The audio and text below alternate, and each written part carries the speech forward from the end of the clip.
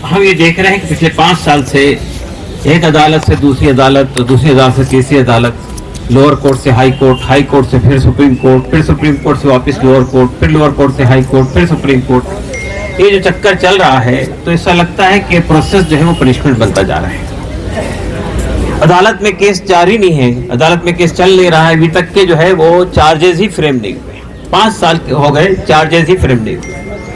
और आप जानते हैं कि 30,000 पन्नों की चार्जशीट है और 900, 800, 900 जो है इसके अंदर विटनेसेस हैं। और ऐसे विटनेसेस हैं जिनका नाम भी पुलिस ने खोला नहीं है, वो अल्फा बीटा गामा उनके नाम दिए गए हैं। इस हद तक के यानी प्रोटेक्टेड तरीके से ये लोग चल रहे हैं। देखिए, इस वक्त में यूएपीए किसी पे लगाया जाता है तो ये मान के चलिए कि ये प्रशासन के हाथ में एक ऐसा हथियार है कि अगर किसी के खिलाफ कोई आरोप नहीं है, कोई उसके खिलाफ कोई बड़ा सबूत नहीं है, तो आप किस हद तक जेल में रख सकते हैं। आपको ये अंदाजा है कि ये जब भी केस चलेगा तो इनका एक्विटल हो जाएगा। और ऐसा हुआ है।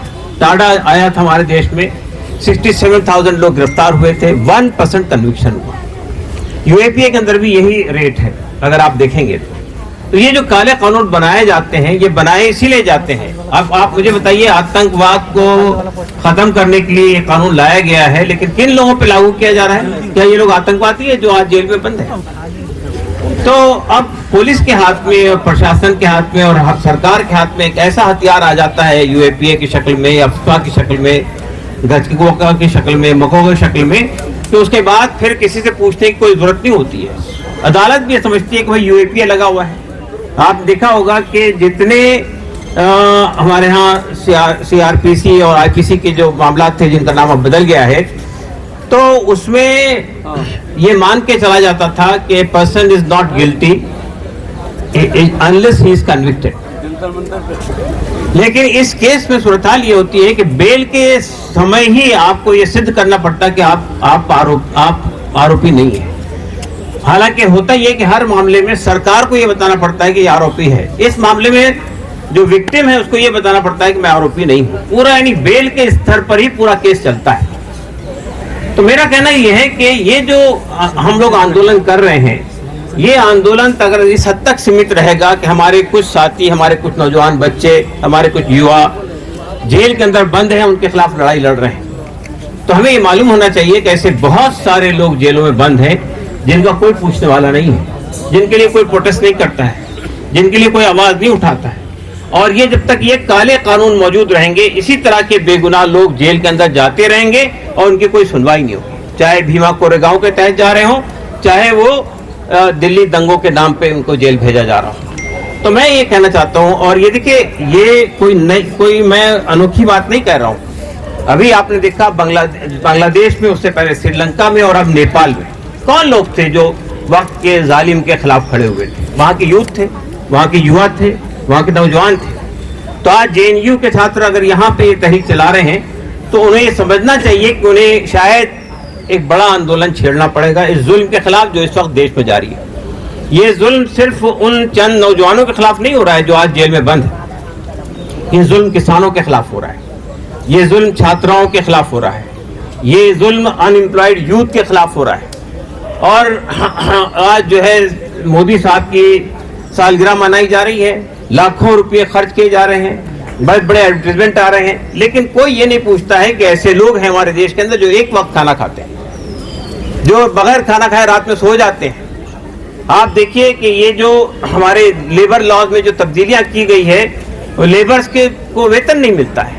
सैकड़ों लोग यानी उनके पास कोई जॉब नहीं है। ये पूरी लड़ाई हमारी लड़ाई है। और शाहीन बाग की जो लड़ाई थी, अभी जिसका जिक्र हुआ है, शाहीन बाग की लड़ाई भी एक अत्याचार के खिलाफ लड़ाई थी, एक ऐसे डिस्क्रिमिनेटेड लॉ के खिलाफ लड़ाई थी जो कानून सरकार ने बनाया था कॉन्स्टिट्यूशन के खिलाफ जाकर। आज ऐसे कई कानून बन रहे हैं जो कॉन्स्टिट्यूशन में कुछ है और कानून कुछ बन रहा है। ये जो भी वक्फ का कानून बना है, आप उठाकर देख लीजिए, 48 अमेंडमेंट लाए गए हैं और ये कह के लाए गए हैं कि हम ट्रांसपेरेंसी लाने जा रहे हैं, करप्शन खत्म करने जा रहे हैं। ऐसी कोई बात उसमें नहीं है, सिवाय इसके एक खास समुदाय को, एक खास धर्म के मानने वालों के धार्मिक स्थल पे कैसे हमला किया जाए, कैसे उनको हड़प किया जाए, इस तरह से वो लाया गया। अब वो केस चल रहा है, सुप्रीम कोर्ट में इस वक्त उसको चुनौती दी गई, इंटरिम ऑर्डर आया है। लेकिन आप देखिए कि हमको ये अजीबोगरीब बात आ रही है कि हम ये कहते हैं कि डेमोक्रेसी के 3 पिलर हैं, ब्यूरोक्रेसी है और लेजिस्लेचर है और जुडिशरी है। तो अगर आपको लेजिस्लेचर से और ब्यूरोक्रेसी से प्रॉब्लम है तो आप कहाँ जाते हैं? आप जुडिशरी के पास जाते हैं। लेकिन अगर जुडिशरी में भी अगर आपको, अदालत में भी अगर आपके साथ इंसाफ नहीं हो रहा होगा तो फिर क्या लोकतंत्र बाकी रहेगा? तो मैं ये कहना चाहता हूं आपसे कि मैं यहाँ पर ये कहने के लिए नहीं आया हूं कि उमर खालिद जेल में बंद है, हम लोग बहुत परेशान हैं, उमर बहुत परेशान है, या हमारे जो साथी बंद है उनके घर वाले बहुत परेशान है। नहीं, उन्होंने एक लड़ाई लड़ी थी, सरकार ने समझा कि ये लड़ाई हमारे खिलाफ थी, उन्होंने उनको जेल में डाल दिया। तो हमारा ये कहना है, तू तीर आजमा हम जिगर आजमाए। ये जो सूरत हाल है कि हम कोई मातम करने के लिए नहीं आए हैं, आज नहीं कल नहीं परसों बेल मिलेगी। सवाल ये पैदा होता है कि आपने जिंदगी के 5 कीमती साल लोगों के जाये कर दिए।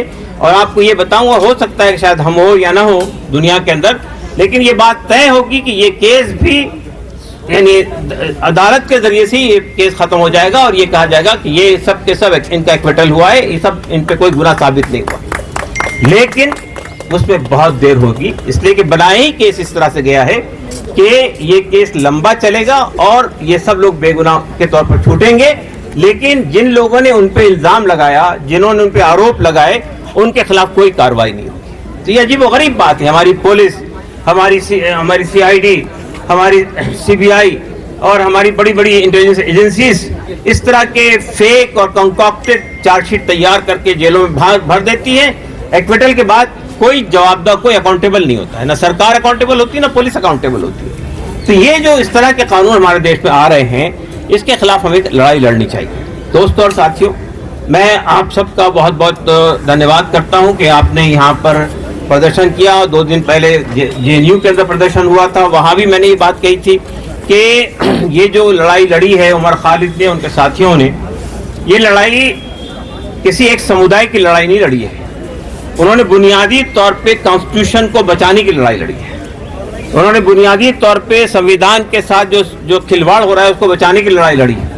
और ये लड़ाई अभी उनके हौसले पस्त नहीं हुए हैं, वो डर के बैठे नहीं। हालांकि ये बात सही है कि इस बार उमर खालिद से जब बात हो रही थी तो वो ये कह रहे थे कि शायद इस बार हाई कोर्ट बेल दे देगा। तो उन्होंने लगा कि नहीं, अब तो मुझे कोई उम्मीद, कोई आशा तो अब मैं पालता नहीं हूँ। इसलिए कि मैंने बड़े सोचा था कि भाई ठीक है, 5 साल हो गए, हो सकता है कि दिल्ली हाई कोर्ट बेल दे देगा। लेकिन जब दिल्ली हाई कोर्ट ने भी बेल नहीं दिया तो उन्होंने ये बात कही कि अब ठीक है, चल रहा है केस चले, अब मैं कोई उम्मीद या कोई होप के तौर पे नहीं बैठा हूं कि अब अदालत का फैसला क्या होगा। मगर ये बात तय है, ये जितने लोग हैं इन सबसे मेरे ताल्लुकात हैं, जो मुलाकातें होती है अदालत में, जब भी आते हैं ये लोग, उनसे जाकर मैं मिलता हूं। लेकिन इनमें से कोई भी आदमी फ्रस्ट्रेटेड नहीं है, कोई भी आदमी मायूस नहीं है, कोई आदमी दब के बैठ नहीं गया है। वो आज भी बाहर निकल के कमजोरों की, मार्जिनलाइज तबके की लड़ाई लड़ने के लिए तैयार है। वो आज भी अगर जरूरत पड़ी तो ऐसे कई शाहीन बाग खड़े कर सकते हैं, उनके हौसले पस्त नहीं हुए। तो ये एक बड़ी बात है कि सरकार ने 5 साल तक जिन लोगों को जेल के अंदर बंद कर दिया, उसके बाद भी अगर उनके हौसले पस्त नहीं हुए तो ये उनकी नाकामी नहीं है, ये सरकार की नाकामी है। ये समझना कि सरकार ये समझ रही है कि अपनी पीठ थपथपा रही है कि हमने बगैर किसी आरोप के इनको 5 साल तक जेल में डाल के रखा है। लेकिन हमारे बहुत यानी हमारी जो स्वतंत्रता की लड़ाई लड़ी गई है, फ्रीडम की लड़ाई लड़ी गई है, फ्रीडम मूवमेंट के अंदर भी बहुत सारे लोगों ने बहुत लंबी लंबी जेलें काटी है। लेकिन बिलाखिर अंधेरी रात खत्म हुई और सवेरा आया। और हमें यकीन है कि यहाँ भी यही होगा, कितनी ही लंबी रात हो, बहरहाल वो रात है, सुबह जरूर आएगी।